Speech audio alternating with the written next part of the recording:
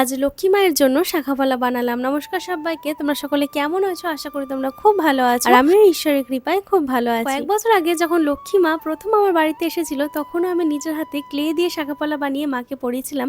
তবে এবছর দেখলাম শাখাফলার রংটা খারাপ হয়ে গেছে, তাই আজকে বসে পড়েছি আবার বানানোর জন্য। যদিও আমি এসব কাজে একদম দক্ষ নই, তবে আমার অপটু হাতের কাজ আমার নিজের তো বেশ ভালো লাগে। ভালো লাগার থেকেও এসব করে আমি বেশ আনন্দ পাই। আর যে কাজগুলো আমাদের মুখের হাসি ফোটায়, আমাদেরকে শান্তি দেয়, সেই কাজগুলো হলো আমাদের জীবনের জন্য শ্রেষ্ঠ। মানুষকে খুশি করার পিছনে না ছুটে নিজেকে খুশি করলে বা নিজেকে শান্তি রাখলে জীবন অনেক সুন্দর। কারণ দিন শেষে আমিটা একান্তই আমার নিজে। তাই নিজেকে ভালো রাখা, নিজেকে সাজানো, একটু একটু করে নিজের উন্নতি করা, এই সমস্ত দায়িত্বটাই আমাদের নিজের। হ্যাঁ, একা পথ চলাতে কষ্ট তো আছেই, তবে উদ্দেশ্য যদি সৎ হয় আর নিজের কর্মের প্রতি যদি নিজের আস্থা থাকে, তাহলে জয় নিশ্চিত। তবে কাছের মানুষের কাছে সাহায্য বা উৎসাহের কথা একদম বাদ। কারণ আমার আশেপাশের খুব কাছের মানুষগুলো কোনোদিন আমার কাছে এসে বলে না যে তোমার ভিডিও খুব ভালো লাগে, অথচ তোমরা যারা আমাকে কোনোদিন দেখোনি, চেনো না, তারা আমার কাজকে কতই না ভালোবাসে। আসলে মানুষ কখনোই চায় না তুমি উন্নতি করো। আজ বৃহস্পতিবারে নতুন শাখাফলা পরে মাকে কেমন লাগছে জানিও।